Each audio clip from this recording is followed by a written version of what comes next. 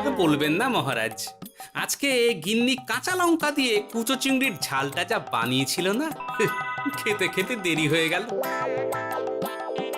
গোলগাপ্পি দেওয়ার আর জায়গা পাও না না? বিশ্বাস করুন, সত্যি খুব ভালো রান্না করেছিল গিন্নি, তাই আবার আরেক হাঁড়ি ভাত চড়াতে বললাম। আর সেটা খেয়ে আসতেই তো দেরি হয়ে গেল। আরো এক হাঁড়ি? মহারাজ কিছু মনে করবেন না, এই পাঠশালা বন্ধ করে সব গুছিয়ে তারপরে এলাম। সুপ্রভাত মহারাজ। সুপ্রভাত মহারাজ। প্রভাত আজকে আর শুনেই। তোমরা সবাই এত কুঁড়ে হয়ে গেছো যে কি বলবো। মহারাজ, এই কুড়েমির আসল কারণ হচ্ছে চর্বি। কথায় আছে, যত বেশি চর্বি তত তাড়াতাড়ি মরবি। আপনি কি বলতে চাইছেন মন্ত্রী মশাই, যে আমি তাড়াতাড়ি মরে যাব আর আপনি মজা দেখবেন? ঠাকুর ঘরে কে, আমি তো কলা খাইনি ব্যাপার হয়ে গেল। গোপালের একদম মোক্ষম জায়গায় আঘাত লেগেছে, যাকে বলে ওই আঁতে ঘা। তুমি বেশি কথা বলো না বৈদ্য, ছুঁচ করে চালুনির বিচার। হ্যাঁ, বৈদ্য তো দেরি করেই এসেছে। আমার মনে হয় প্রত্যেককে এমন ভাবে প্রশিক্ষণ দেওয়া দরকার যাতে তারা একটু চনমনে হয়ে ওঠে। হ্যাঁ মহারাজ, তাহলে আগামীকাল থেকেই শুরু হোক ব্যায়াম আর অস্ত্র শিক্ষা। হ্যাঁ, কুঁড়ে থাকলে রাজ্যের কোনো বিপদ আপদেই সভাসদেরা কাজে আসবে না। ঠিক বলেছেন মহারাজ। তাহলে আর দেরি কেন, চলো সবাই এখনই আমরা মাঠে যাই। এই তো মহারাজ ভরপেট খেয়ে এলাম, এখনই মাঠে? ওসব অজুহাত দিয়ে লাভ নেই, চলো চলো চলো।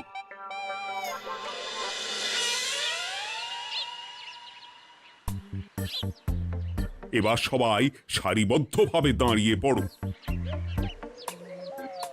এ কি, গোপাল কোথায়? মহারাজ, গোপাল আপনার পিছনে দাঁড়িয়ে আছে, চুপি চুপি। এই এই এই গোপাল, যাও যাও, মাঠের মাঝখানে গিয়ে দাঁড়াও। এই চাঁদি ফাটা রোদে কেন মহারাজ সুস্থ শরীরকে ব্যস্ত করছেন? এইসব বাজে কথা শুনতে চাই না। শুয়ে বসে থেকে শরীরের কি অবস্থা করেছো? শরীরের নাম মহাশয়, যা সবে তাই সয়। তুমি যাবে না, তোমাকে এক্ষুনি বরখাস্ত করব। কি জ্বালা! যেখানে আমার সব কাজ বুদ্ধি দিয়েই হয়ে যায়, সেখানে গায়ের জোরের কি দরকার? হ্যাঁ, এই গোপাল, আমি 1 থেকে 3 অব্দি গুনবো, তারপরে সবাই এই মাঠের ধার বরাবর 5 বার পাক দিয়ে দৌড়বে। ঠিক আছে মহারাজ, আমি প্রস্তুত। আমি রোগাপটকা আছি, কোনো সমস্যাই হবে না। হয়ে গেল। সবাই প্রস্তুত? 1 2 3। কি হলো গোপাল, দৌড়াও দৌড়াও। মহারাজ, এর থেকে বেশি জোরে পারবো না। আই, কে আছো? একটা কঞ্চি দাও। এই সেরেছে। বেশ হয়েছে, বেশ হয়েছে। ব্যাটার এবার চর্বি কমবে। কি হলো গোপাল? হ্যাঁ, হয়ে গেল? হ্যাঁ?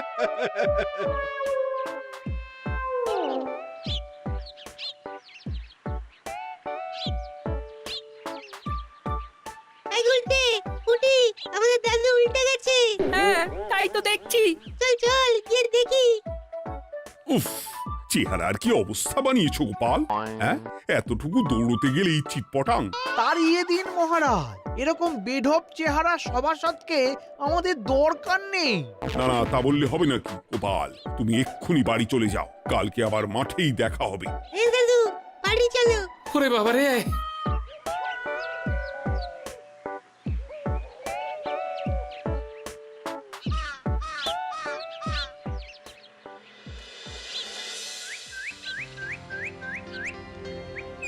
আরে ধুর ছাতার মাথা, তখন থেকে জল খেয়েই চলেছ। কি হয়েছে সেটা বলবে তো? শরীর চর্চা হয়েছে, শক্তি খরচা হয়েছে, আর পারছি না। উফ, বাপরে বাপ, কি পায়ে ব্যথা! এই জন্যেই আমি বলি বাপু, একটু বপুটাও নড়াও, কিন্তু কার কথা কে শোনে? ওরে বাবা, অকারণে সুস্থ শরীর ব্যস্ত করবো কেন বলো তো? বেশি নড়াচড়া করলেই আয়ু কমে যায়। তোমার এই বাজে কথা কোন শাস্ত্রে লেখা আছে শুনি? শাস্ত্রে কেন যাব, বাস্তবে জলজ্যান্ত উদাহরণ আছে। আমি মানতে পারছি না। হুম, মানতে পারছি না বললে তো হবে না, তোমাকে মানতেই হবে। বেশ, প্রমাণ করো। আমি যদি তোমাকে প্রমাণ করে দিতে পারি তাহলে আজ থেকে বাড়ির বাজার দোকান করার দায়িত্বটাও তোমাকেই নিতে হবে। দিদা তুমি তো ফেঁসে যাবে, দাদুর সঙ্গে বাজি লড়বে না। এই বাদ দে তো, তোর দাদু আগে প্রমাণ করুক যে বেশি নড়াচড়া করলে বয়স কমে। হ্যাঁ তাহলে বাজি? হ্যাঁ বাজি। আচ্ছা ঠিক আছে, বেশ। তুমি তুমি একটা পশুর নাম বলো তো, যারা খুব তাড়াতাড়ি দৌড়য়। ঘোড়া, হরিণ, চিতাবাঘ আরো আছে। আচ্ছা, এবার সবচেয়ে আস্তে আস্তে কোন পশু চলে এরকম একটা পশুর উদাহরণ দাও। কেন, কচ্ছপ? এই তো পেয়ে গেছে উত্তর। এবার তুমি বলো তো, কচ্ছপ কত বছর বাঁচে আর ঘোড়া, হরিণ, চিতাবাঘ এরা কত বছর বাঁচে? চিতাবাঘ, ঘোড়া কেউই 30 বছরের বেশি বাঁচে না, কিন্তু কচ্ছপ 300 বছরও বেঁচে থাকে। হেরেছে, হেরেছে, আমার বউ হেরেছে। উফ, জীবনের কত বড় চাপ নেমে গেল।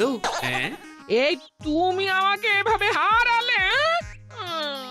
তখনই বললাম দাদুর সঙ্গে বাজি লড়তে যেও না। নাও এবার খেলা সামলাও।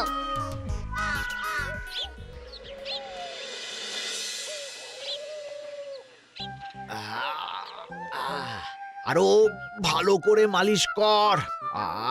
আজকে ছোটাছুটি করে পা দুটো বেশ ব্যথা ব্যথা করছে। কালকে তো আবার অন্য পরীক্ষা। আরে আমার হালকা চেহারা আছে, সব সামলে নেব। কালকে তো অস্ত্র চালনা হবে, কালকে আমি কাঁপিয়ে দেব। কাঁপাতে তো হবেই মন্ত্রী মশাই। আমরা আপনার শরীরে এমন ঘষা মাজা করে দেব না, মনে হবে আপনি না একটা জলযন্ত্র অস্ত্র চালনা করতে যাচ্ছে। বাস এই তো চাই। বাবারি, আস্তে আস্তে। আরে বাবা, আপনার তো ইস্পাতের শরীর, ভাঙবে তবু মচকাবে না। চিন্তা করছেন কেন? ভয় পাবেন না, ভয়কে জয় করতে হবে। আরে আরে আরে, তোরা আমার কথাটার সাথে করছিসটা কি? মানুষটা মরে যাবে তো। চিন্তা করো না গিন্নি। বাবা, ওরা বলেছে আমার ইস্পাতের শরীর, ভাঙবে তবু মচকাবে না। একবার এই বুড়ো বয়সে হাত পা ভাঙলে কি সামলাবে শুনি? মন্ত্রী মশাই, আমাদের বকশিসটা দিয়ে দিন, আমরা কেটে পড়ি। বাবারে বাবা, দিচ্ছি। এনে এত খাটানোর পরে এতেই এখন খুশি থাক। হ্যাঁ,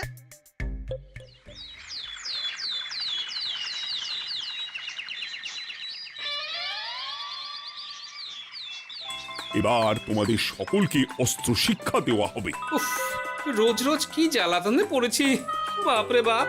বাবা মা কাউকে ডাকার দরকার নেই, ভালো না লাগলে রাজসভা চাকরি ছেড়ে চলে যাও। মহারাজ, এটা তো উচিত নয়। যে যেটাই পারদর্শী তাকে সেটাই করতে দিন না। একটা বাঁদরকে যদি আপনি বলেন শিকার করে মাংস খেয়ে দেখা, সে কি পারবে মহারাজ? মহারাজ, গোপাল একটু বেশি কথা বলছে, ওকে আপনি বের করে দিন। আমি তোমার কথায় গলবো না গোপাল, তোমাদের সবাইকে এখন অস্ত্র শিক্ষা শিখতেই হবে। কর্তার ইচ্ছায় কর্ম, এখন তো আমার আর কিছুই বলার নেই। তাহলে আর দেরি কেন, তোমরা সবাই একটা করে ঢাল আর একটা করে তলোয়ার তুলে নাও। সেনাপতি, বলুন মহারাজ। তুমি সকলকে অস্ত্র শিক্ষা দেবে, তলোয়ার চালানো শেখাবে। এক এক করে প্রত্যেকে তোমার কাছে যাবে আর এক এক করে তুমি সবাইকে তলোয়ার চালানো শেখাবে। আচ্ছা মহারাজ, তাহলে ওই সবার প্রথমে চলে আসুন মন্ত্রী মশাই। হ্যাঁ, আমি প্রস্তুত। আমার শরীর ইস্পাতের মতো, ভাঙবো তবু মচকাবো না।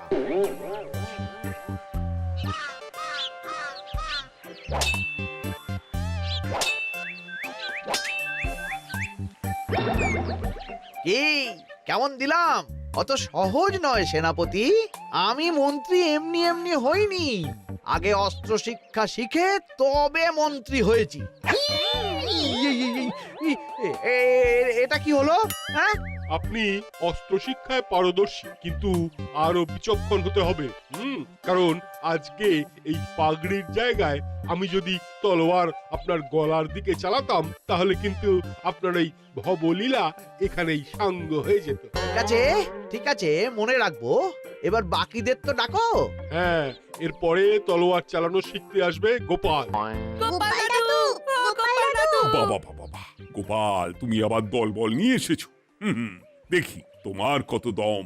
গোপাল, তুমি প্রস্তুত হও। হ্যাঁ হ্যাঁ, আমি প্রস্তুত। ওরে বাবারে, এ তো ভয়ানক চাপের কাজ। আমাকে বেশ বেগ পেতে হচ্ছে। সামলাও গোপাল।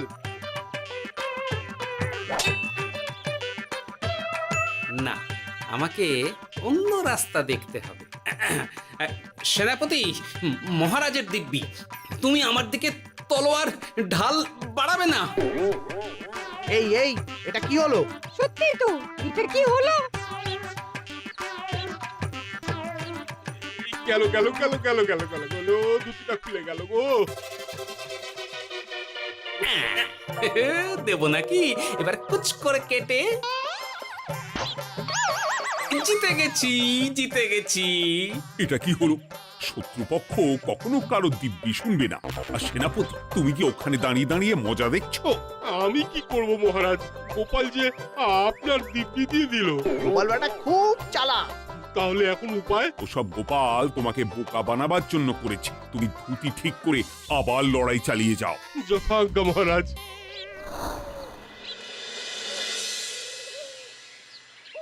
কিরে ন্যাপলা, তোদের দিদা আমার জন্য কি রান্না করে পাঠিয়েছে রে? এই তো ভাত, আলু সেদ্ধ, এই পুঁই শাকের ঝোল আর রুই মাছের ঝাল। আর তোদের যে তোষক, বিছানার চাদর আনতে বলেছিলাম, এনেছিস তো? ওই তো দাদু, পুটির গুলটে আর বাকিরা সবাই ধরাধরি করে নিয়ে আসছে। ব্যাস, তাহলে তার কোনো চিন্তা নেই। খেয়ে একটা জব্বর ঘুম দেব, কারণ এখানে যা রঙ্গ দেখছি তাতে বিকেল হয়ে যাবে। তলোয়ার শিক্ষা আজকের মতন এটুকুই থাক। এবার শুরু হবে বল্লম শিক্ষা। সবাই আবার আগের মতন সারিবদ্ধভাবে দাঁড়িয়ে পড়ো।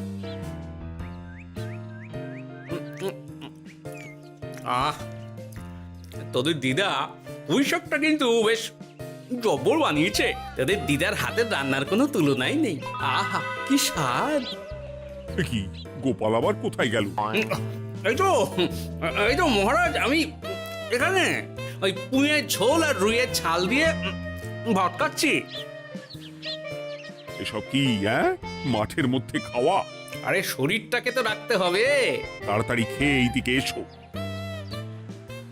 আসছি আসছি আসছি। এবার আমি তোমাদের দেখাবো কিভাবে বল্লম নিয়ে তেড়ে যেতে হয়। দেখান মহারাজ।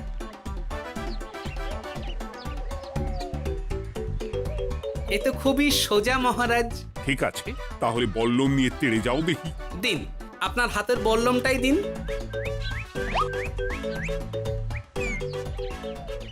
আরে আরে, গোপাল তো মাঠ থেকেই চলে গেল। আমি ডেকে আনছি মহারাজ। আরে আরে, ও গোপাল, গোপাল, মহারাজ ডাকছেন। থামো থামো। মহারাজ বলেছেন বল্লম নিয়ে তেড়ে যেতে। তেড়ে গিয়ে আবার ফিরে আসতে তো উনি বলেননি। আরে, এ তো মহা মুশকিল। উনি এক্ষুনি তোমাকে মাঠে ফিরতে বললেন। সেটা আপনাকে বলতে পারে সেনাপতি, আমাকে তো বলেনি। আমি চললাম।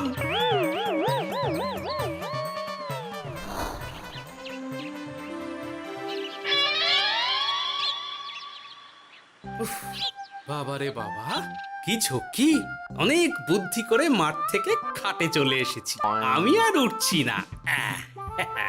এ কি বলি, তোমাদের তো এখন অস্ত্র শিক্ষা নেওয়ার কথা। হ্যাঁ, তোমার বলা নেই, কোয়া নেই, অমনি বাড়ি চলে এলে।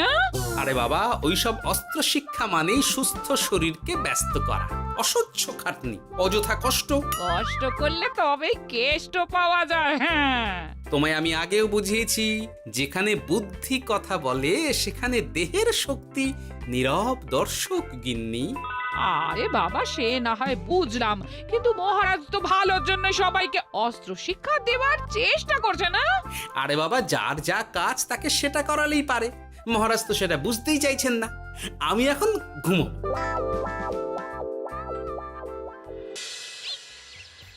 দরজা খোলো গোপাল, দরজা খোলো। গোপাল, গোপাল দরজা খোলো বলছি।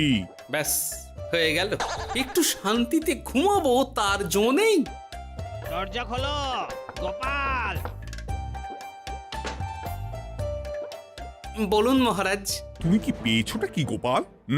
রাজসভায় দেরি করে আসবে, তারপর অস্ত্র শিক্ষার সময় ফাঁকিবাজি দেবে, এভাবে তো আর তোমাকে মনে হচ্ছে রাজসভায় রাখা যাবে না। মহারাজ, গোপাল তো মুখের কথার লোক নয়, ওকে তাড়িয়ে দিই। কেন মহারাজ? আমি কি এমন মহাপাপ করেছি যে আমাকে তাড়িয়ে দেবেন? এই যে আমার কথা শুনছো না, এটাই তোমার অপরাধ। অপরাধ নেবেন না মহারাজ। পণ্ডিতের দায়িত্ব পুজো করা, সভাকবির দায়িত্ব কবিতা বলা, সাহিত্য চর্চা করা, আর আমার দায়িত্ব হাসি মজা করে আপনার মন ভালো রাখা। কিন্তু আপনি আমাকে জোর করে যুদ্ধের ময়দানে ঠেলে দিতে চাইছেন। এটা আমার ইচ্ছে। আমিও তো মহারাজ ইচ্ছে করলেই অনেক কিছু করতে পারি। চোখ বন্ধ করে লক্ষ্য ভেদ করতে পারি, শুধু বুদ্ধি দিয়ে। আরে বাহ, এত বড় কথা! তাহলে মহারাজ, ওকে বলুন পরীক্ষা দিতে। কি পরীক্ষা? আমি একটা ঘরে বর্ম পরে দাঁড়িয়ে থাকবো। তোমার হাতে অস্ত্রও দেব, আমার মাথায় একটা আপেল থাকতে হবে, আর তুমি কিভাবে আমার মাথা থেকে ওই আপেল ফেলতে পারো দেখব। এ তো খুবই সোজা। কি গোপাল, তাহলে লড়বে নাকি বাজি? হ্যাঁ, লড়তে রাজি আছি। তাহলে আজ রাতেই হয়ে যাক পরীক্ষা। যদি এই পরীক্ষায় উতরে গেলে তো ভালো, নইলে তোমার চাকরিটা গেল। গোপাল, তুমি পারবে তো? সে দেখাই যাবে। আজ রাতে তাহলে রাজবাড়িতে দেখা হচ্ছে। যদি আমি এই পরীক্ষায় বিফল হই, তাহলে আমার চাকরি আপনি কেড়ে নেবেন। আর যদি সফল হই, তাহলে মন্ত্রী মশাইকে শাস্তি দেবেন। আমি নিজে সারা কৃষ্ণনগরে নাক্ষত দেব। বেশ, দেখা যাক।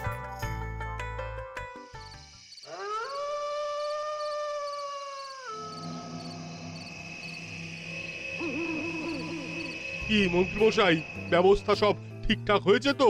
হ্যাঁ, এবার শুধু গোপালের পরীক্ষার পালা। আমি তাহলে বাইরে গেলাম, গোপালকে পাঠিয়ে দিচ্ছি।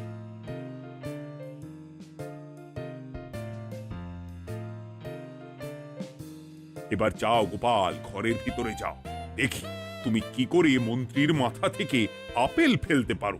আপনি তো শুধু আমার চোখ ঢেকেছেন, আমার নাক মুখ কানও ঢেকে দিন, যাতে ঘ্রাণেন্দ্রিয় শ্রবণেন্দ্রিয়েরও সাহায্য না নিতে পারি। বেশ, তাহলে তাই হোক। আয়, কে আছো? গোপালের মুখ নাক আর কান ঢাকো। যথা আজ্ঞা মহারাজ। একটু একটু মোটা কাপড় দিয়ে নাক মুখ ঢাকো, হ্যাঁ, যাতে সেভাবে আপেলের গন্ধ না পাই। বেশ বেশ।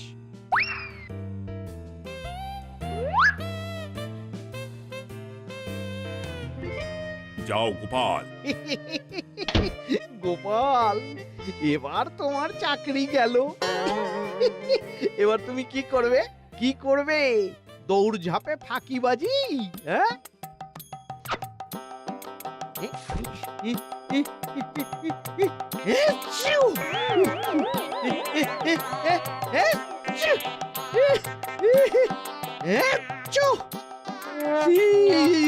গেল গেল গেল গেল গেল, আপেল পড়ে গেল।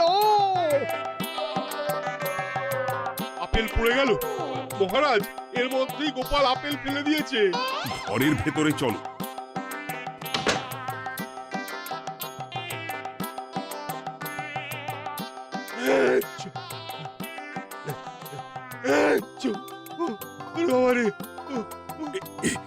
কি ওরে বাবারে বাবা, কি ঝাঁজ!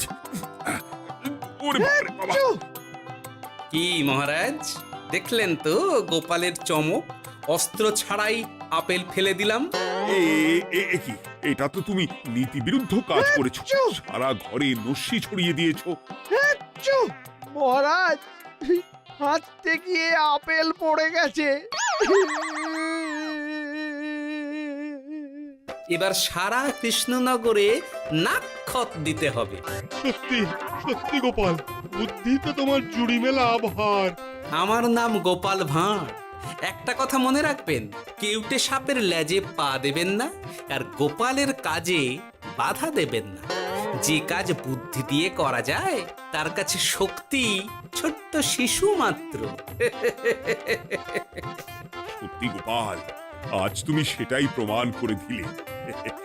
আর আজ থেকে তোমাকে তোমার ইচ্ছার বিরুদ্ধে খাটাবো না। তুমি খাও দাও ভুড়ি বানাও। যার যা কাজ সে তাই করবে। যেমন এখন মন্ত্রী মশাই নাক্ষত দেবেন। হ্যাঁ, ভুল করে বাজি ধরে ফেলেছি, এখন নিজেই চাপে পড়ে গেলাম। তাহলে আর দেরি কেন, নাক্ষত এখন থেকেই শুরু হোক। কৃষ্ণনগরের রাস্তা শেষ হতে হতে সকাল হয়ে যাবে।